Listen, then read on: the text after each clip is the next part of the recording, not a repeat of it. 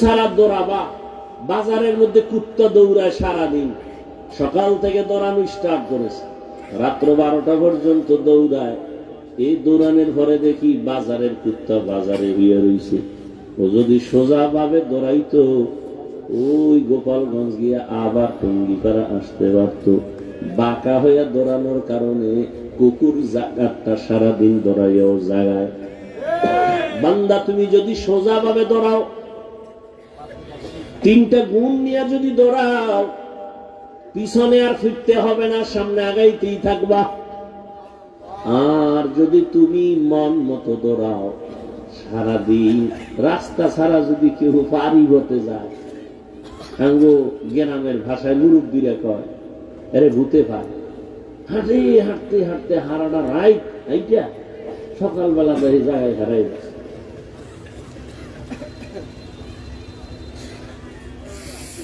ওই জমিনের মধ্যে দিয়া শুকনো জমিন হাইতে পারি যে রাস্তা দিয়ে ঘুরে গেলে অনেক সময় মাঝখান দিয়ে দৌড়, অন্ধকারের মধ্যে দৌড় দিছে, ঘুরতে ঘুরতে আরে পাইছে ভূতে।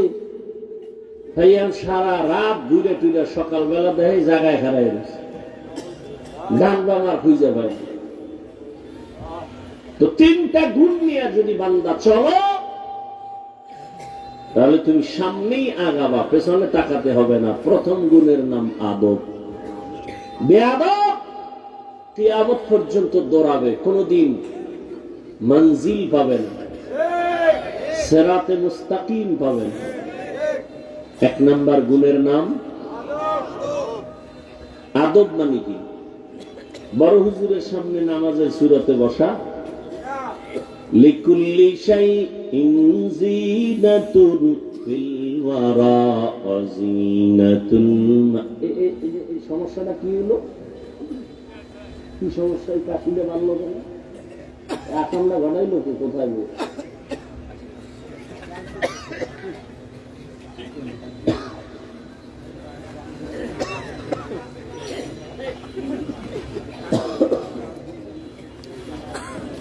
বরদোয়া দিলে সব গোষ্ঠী শুদ্ধ ধ্বংস হয়ে যাবে। সব মানুষের পানি খাওয়াবি, কাশতে কাশতে দাও, বেউস হয়ে যাবে।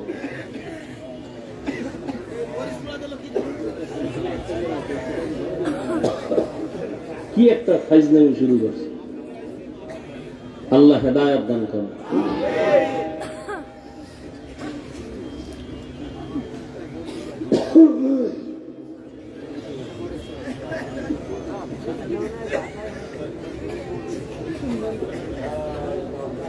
তো 1 নাম্বার খেয়াল করেন, টাইম শেষ, এদিকে এদিক চাইলে শেষ, অল্প টাইম শুনেন। তাহলে আমাদের কাজ হলো কি? চেষ্টা করা। কি কাজ? চেষ্টা করা। চেষ্টাটা সফল হবে কয় গুণ থাকলে? বলেন না কেন? 1 নাম্বার গুণের নাম বেয়াদব না আদব। লিকুল্লি শাইইন যিনাতুন ফিল ওয়ারা ওয়া যিনাতুল মারই তামামুল আদাবি। আদব মানুষের জীবনে সব থেকে বড় গুণের নাম আদব। যত বড় ডিগ্রিদারি হোক, আদব নাই, ওর কোনো মূল্য নেই। আর একজন রিক্সা ড্রাইভার খুব বিনয়ী, খুব আদবওয়ালা, তার অনেক মূল্য, সবাই মহব্বত করে, দোয়া করে। স্কুলের ছেলেটা সালাম ছাড়া কথা বলে না, চোখ উঠাইয়া কথা বলে না, নত হয়ে চলে, ওই লোকটারে সবাই মহব্বত করে। ছেলেটা স্কুলে পড়লে কি হবে বলো? ভালো সন্তান। এই যে ভালো বলে, এটাই দোয়া। হাত উঁচু করে দোয়া করতে হয় না। আদবওয়ালা জিন্দেগির বড় দাম। বড় হুজুরের সামনে নামাজের সূরাতে বসার নাম আদব, এটা না। ভালো করে বুঝেন আদব কি জিনিস। বলে যেই জিনিসটা, যেই কাজটা যেইভাবে করা উচিত, যেই জিনিস যেই জায়গায় রাখা উচিত, এটা ওই জায়গায় রাখা, ওই কাজটা ওইভাবে করার নাম আদব। ভালো করে বুঝবেন। কোরআন শরীফ রাখার আদব কি? মাটির না উঁচায়? এটা আদব। জুতা রাখবেন উপরে না নিচে? এটা আদব। জুতা যদি কেউ মাথায় লয়ে আনে, এটা আদব হবে? বেয়াদব পেন না, এটা কি হবে না? আদব হবে না। প্রত্যেকটা ক্ষেত্রে আদব। এই যে আমি হাত পা নাড়াইতেছি, এখানেও কি আছে? কথা বলেন না। আপনি যে হাঁটতেছেন, হাঁটার মধ্যে আদব আছে। আপনি যে দুই চোখ দিয়ে তাকাইতেছেন, তাকানোর মধ্যে আদব আছে নাই? আমি যে কথা বলতেছি, কথার মধ্যে আদব।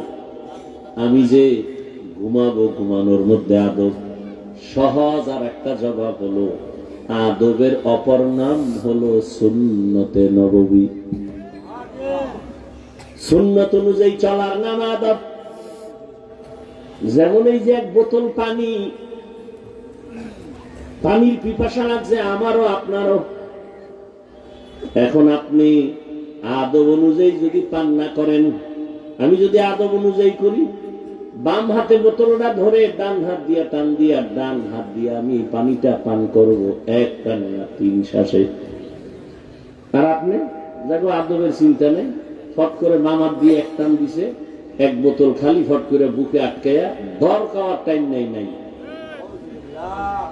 যেই পানি কোথাও আটকায় না, এটা বুকে গিয়ে আটকায় গেছে, গলায় আটকায় গেছে। আদব। জুতা পড়তেছেন, এখানে আদব। কেমন আদব? মসজিদে ঢুকবেন কোন পা দিয়া? ডান পা দিয়া। বের হবেন বাম পা দিয়া। বাম পা দিয়া বের হইয়া জুতার মধ্যে প্রথম পা ঢুকাবেন ডান পা, বাম পা না। মসজিদ থেকে বের হইবেন বাম পা দিয়া, জুতায় ঢুকবে কোন পা? বাম পা কই রাখবেন? জুতার উপরে। ধন্যবাদ। ডান পা ডান জুতায় ঢুকাইয়া এরপরে বাম পা ঢুকাবেন। এবার দোনো পাও লেভেল পজিশন হয়ে গেল।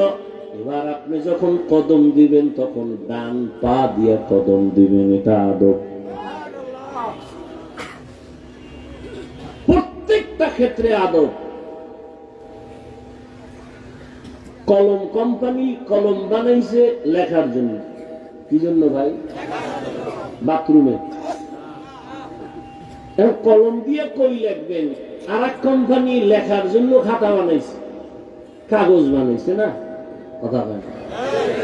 এখন আপনি কলম দিয়ে লিখবেন কই? কাগজে। যারা বাথরুমে লেখে, বাথরুমে লেখে আই লাভ ইউ, তার মানে তোর মতো বাথরুমের আমি খুব ভালোবাসি।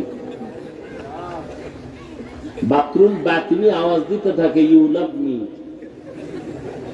তোরও আমি খুব মিস করি, সময় মতো আইও। থানবী রহমতুল্লাহ আলাইহি লিখেছেন, বাথরুমে যারা খালি পায়, খালি মাথায় যায়, লেখা পড়ে অথবা লেখে, এদের জেহেন বিদ্যুতের গতিতে কমে যায়। আর কয় হুজুর পড়ি, মনে থাকে না। রাকাম কর গিয়া, মনে থাকবে কেমনে? নিম্নচাপ শুরু হয়ে গেছে, জুতা পরার টাইম করে বাথরুমে দৌড়, দরজা খুলে রাখ। অথচ আদব অনুযায়ী বাথরুমে ঢুকো, বাম পা দিয়ে ঢুকো, তবে কখনো খালি মাথায় খালি পায়ে বাথরুমে ঢুকবা না। কারণ বাথরুম হলো জিন শয়তানের আড্ডাখানা। ওখানে তুমি মাথা খালি রেখে ঢুকবা না, পা খালি রেখে ঢুকবা না। জুতা পরে ঢুকো, দোয়া পরে ঢুকো, কিছু পারো না তো বিসমিল্লাহ বলে ঢুকো। বাথরুমে ঢুকার পর বাম পায়ের উপরে ভর করে বসো, আদব। হাঁটুর উপরে কাপড় উঠানো যাবে না, আদব। আবার তুমি দ্রুত বের হয়ে যাও, বাম পা দিয়ে বের হও না কোন পা? ডান পা দিয়ে বের হও। এরপরে দোয়া করো, কিছু পারো না আলহামদুলিল্লাহ বলো। যদি এই আদব অনুযায়ী বাথরুমে যাও, শীতইয়া হইয়া কোনোদিন মাথা ফাটবে না। বাথরুমে গিয়ে তো অনেকে পরে অ্যাক্সিডেন্ট হয়ে যায়, দুর্ঘটনা হয়। 1 নাম্বার, চূড়ান্ত সফলতার দরজায় পৌঁছতে হলে 3টা গুণ লাগবে। 1 নাম্বার গুণের নাম আদব। বেয়াদব যত সেজদা দিবে, যত কিতাব পড়বে, কলমের খোঁচায় নাম্বার 1 পাস, কোনো লাভ নাই, ওর কপাল খারাপ। ইবলিসের থেকে কি তুমি সেজদা বেশি দিছো? ইবলিস তো অনেক ইবাদত করনেওয়ালা, যার ইবাদতে খুশি হইয়া আমার আল্লাহ নিজে ওকে উপাধি দিলেন, তুই ওলিয়ে কামেল, তুই বুজুর্গ, তুই খাজেন, তুই আরেফ। জায়গা মতো একটা বেয়াদবি করেছে, জীবনের সব বরবাদ। বেয়াদবি কয়টা করছে? একটা, শেষ। জায়গা মতো বেয়াদবি একটা করেছে, জীবন শেষ। এই জন্য আদবালা জিন্দেগির বড় দাম। মান তাওয়াযা লিল্লাহ রাফাআহুল্লাহ। নিজের বিনয়ী করে চলো, তোমার মর্যাদা শুধু বাড়তেই থাকবে, বাড়তেই থাকবে। কে বাড়াবেন? তোমার পুঁজি লাগবে, বিনয়ী হয়ে চলো, আর কিছু দরকার নাই। তুমি কিতাব বুঝো না বুঝো, পরীক্ষায় পাস করো না করো, তুমি চেষ্টা করে যাও, বিনয়ী হয়ে চলো। কিতাবের সাথে বেয়াদবি করিও না, ইলমের সাথে বেয়াদবি করিও না, ইলম ওয়ালাদের সাথে বেয়াদবি করিও না। দেখো তোমার মর্যাদা কই চলে যায়। কাবেলিয়ত দাদুরা শর্ত নিস, বলকে শর্ত কাবেলিয়ত দাদুস। আল্লাহ যারে মর্যাদা দিবেন। হাদিসে পাকে রহমতের নবী বলেন, লোকটা এতটা বিনয়ী হয়ে চলে, কিন্তু আল্লাহ খুশি হয় তার মর্যাদা বাড়াবেন। মর্যাদা বাড়ানোর জন্য যে আমলের মেডিসিন লাগে, বান্দার ওই আমল নাই। নবী বলেন, তখন আল্লাহ ওই বান্দাকে কঠিন একটা পরীক্ষায় ফালায়, ধৈর্যের পরীক্ষা নিয়ে তার মর্যাদা বাড়ায় দেয়, অসুস্থ বানায় দিছে। যদি ধৈর্য ধারণ করে, আল্লাহ মর্যাদা বাড়ায়। মর্যাদা আল্লাহ বাড়াবেন, এখানে কোনো যোগ্যতা লাগবে না। বিনয়ী হয়ে চলো, যোগ্যতার কোনো বাহাদুরি চলবে না। আল্লাহ মর্যাদা বাড়াবেন, বাহাদুরি বন্ধ করো। মিটা দো আপনা হস্তি কো, अगर कुछ मर्तबा चाहो कि दाना खाक में मिलकर गले गुलजार होता है। নিজেকে যদি বড় বানাতে চাও, হে মুমিন, বড়দের কদমে নিজেকে করে দাও বিলীন। আল্লাহ যোগ্যতা দেখে না, বরং বিনয়ী হও। আমি কিছু জানি না, কিছু জানি না, কিছু জানি না। দুনিয়ার ভিক্ষুক যখন মানুষের বাড়ি বাড়ি গিয়ে ভিক্ষা চায়, কৌশল করে, অনেক কৌশল। অনেক চালাক ভিক্ষুক, মা থাকলেও খায় আমার মা নাই, বাবা থাকলেও খায় বাবা নাই, ভিক্ষা দাও। এই আমি তো তোরে চিনি, তোর না বাপ আছে, তুই এই বাড়ির দরজায় দাঁড়ায় আমার বাপ নাই। কইও না, কইও না, শুনো, আমি এখানে একটা কৌশল বের করেছি। মালিকের সামনে দাঁড়ায় যতবার নাই নাই নাই নাই বলবো, ততবার মালিকের মায়া বেড়ে যাবে, ভিক্ষাও বেশি পাবো।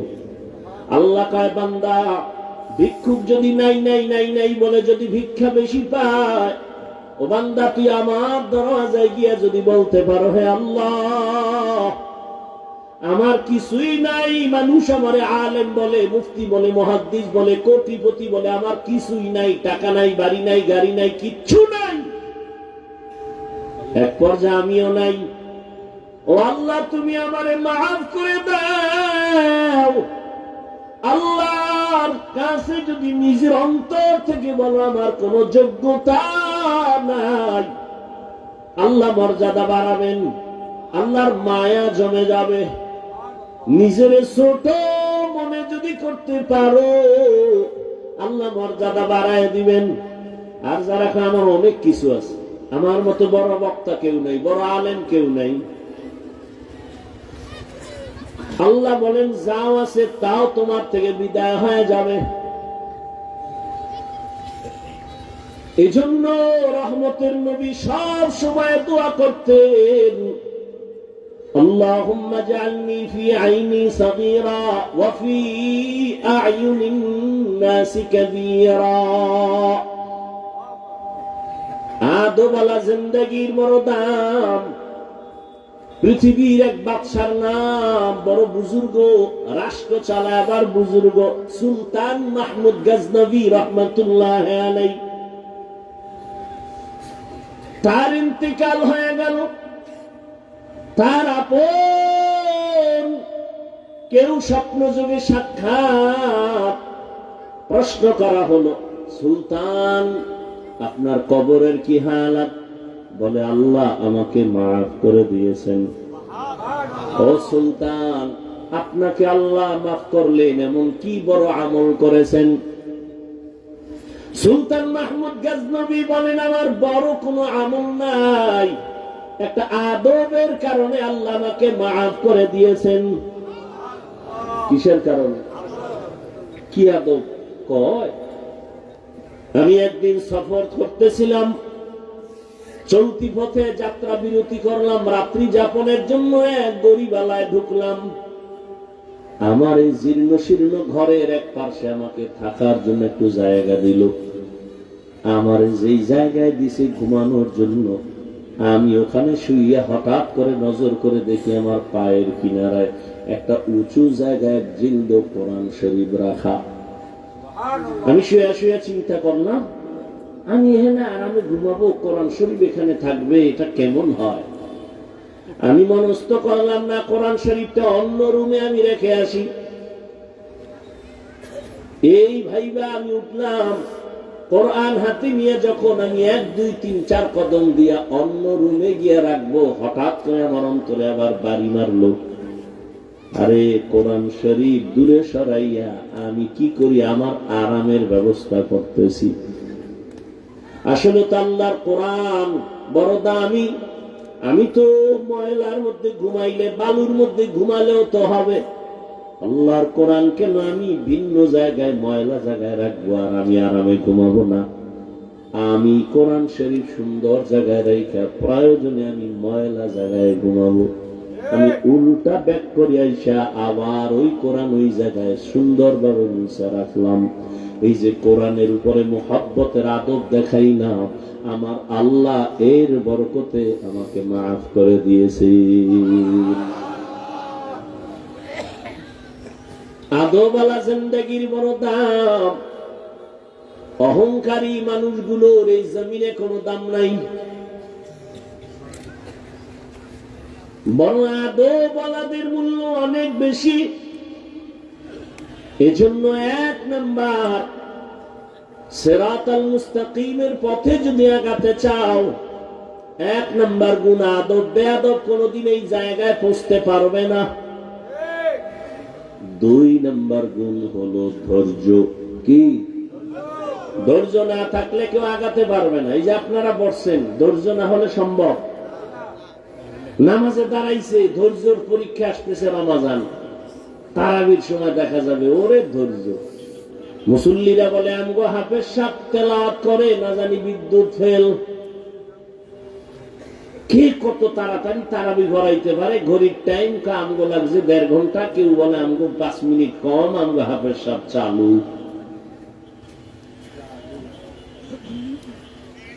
এই হলো আমাদের ধৈর্য। অথচ ধৈর্য কত দামি সম্পদ। আল্লাহ কোরআনে বলেন, ধৈর্য ধারণকারীদের আমি বড় 2টা পুরস্কার দেব, একটা দুনিয়ায় আর একটা পরকালে। দুনিয়ার পুরস্কার আমি আল্লাহ তার হয়ে যাব। ইয়া আইয়ুহাল্লাযীনা আমানু ইসতাঈনু বিস-সাবরি ওয়াস-সালাহ ইন্নাল্লাহা মা'আস-সাবিরিন। আমি আল্লাহ তার হয়ে যাব। আখিরাতের পুরস্কার ওই ধৈর্য ধারণকারীরা। আখিরাতের পুরস্কার হলো ইন্নামা ইউওয়াফাস-সাবিরুনা আজরাহুম বিগাইরি হিসাব।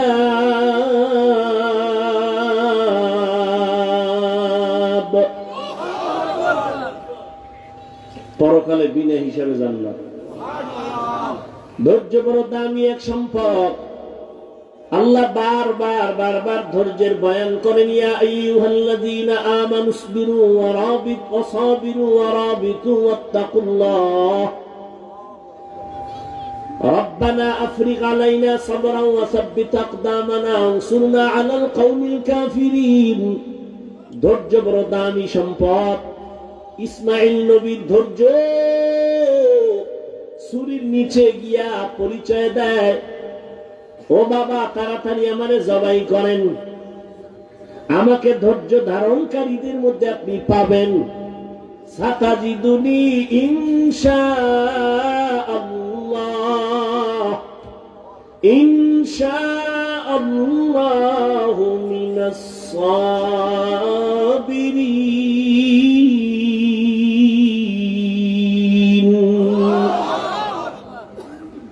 ওদিকে মা হাজেরার ধৈর্য 6 বছর পর্যন্ত এই শিশু ইসমাইলের লালন পালন করলেন, বাবাও নাই, খবর নিতে কেউ আসে না। চতুর্দিকে জঙ্গল আর পাহাড়, কোনো আলো বাতাস নাই। মা এই বাচ্চাটারে তিলে তিলে বড় বানাইছেন ধৈর্য ধারণ কইরা। কঠিন পরীক্ষা, বাবারে আল্লাহ কয় তাড়াতাড়ি জবাই করতে নিয়ে যাও। মা সন্তানের বিদায় দেয়, যাও বাবার সাথে দাওয়াতে যাও। ইবলিস আইসা হাজেরারে ধোকা দেয়, ছেলেরে কই পাঠাইছো, বাবাই ছুরি নিয়ে জবাই করবে। হাজেরা বুঝে ফেলছে শয়তান, ডাক দিয়া কয়, এই শয়তান, বাবাই কোনদিন তো ছেলেরে জবাই করতে পারে না। শয়তান বলে আল্লাহর অর্ডার হয়ে গেছে। হাজেরা ডাক দিয়ে আমার মাওলায় যদি চায় একজন ইসমাইল না, আরো যদি আমার ইসমাইল থাকে সব আমি ছুরির নিচে দিয়ে দিব। ধৈর্য বড় দামি এক সম্পদ।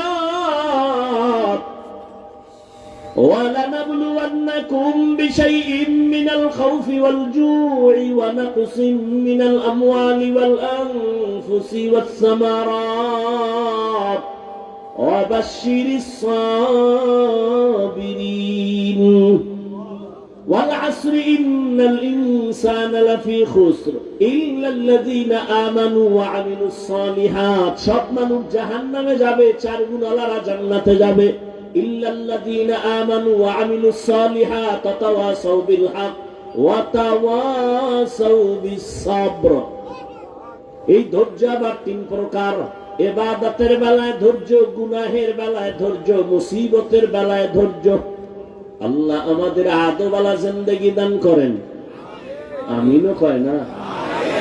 আল্লাহ আমাদের আদওয়ালা বিনয়ী জিন্দেগি দান করেন। কি মস্কারি করতেছি মনে করতেছেন না? আল্লাহ আমাদেরকে আল্লাহ সাবিরিনদের অন্তর্ভুক্ত বানায় দেন। কয় গুণ লাগবে?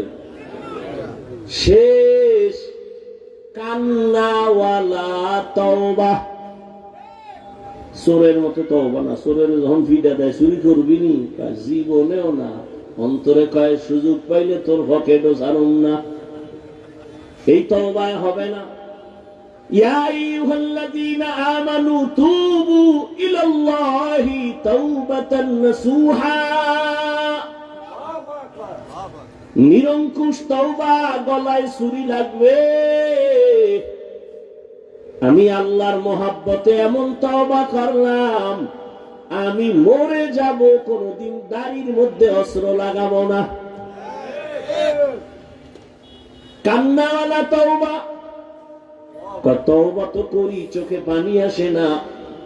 কিয়ামত পর্যন্ত চোখে পানি আসার জন্য তোমার দিলটা নরম লাগবে। দিল শক্ত হলে ওই চোখে পানি আসবে না। আর দিল নরম করার একমাত্র মেডিসিন গভীর রাতে আমার আল্লাহর সাথে কথা বলা। অতি গভীর হয় রজনী যখন নীরবে প্রভুর নাম জপিও তখন। প্রভুর করুণা যদি পাইবারে চাও, গভীর রাতে উঠে প্রভুর গুণগান গাও। আল্লাহ আমাদের কাছে একটা টাইম আসেন না? প্রথম আসমানে। কোথায়? কোন সময় আসে? ফজরে? ভাই ফজরে না জোহরে? কথা বল না কেন? ভোর রাতে কয়দিন, কোন দিন আসেন? কেন আসেন? বান্দার থেকে কিছু নিতে না দিতে? নিতে। আপনাদের কিছু লাগে না? নাকটাই না ঘুমাইয়া এরপরে যদি পাইলাম না, এটা কেমন জুতার বাড়ি দরকার? আল্লাহকে আমি দিতে আসি প্রতিদিন, আমি দেওয়ার জন্য আসি। তুই ঘুমাও কেন? ইয়া আইয়ুহাল মুযাম্মিল কুমিল লাইলা ইল্লা কালিলা।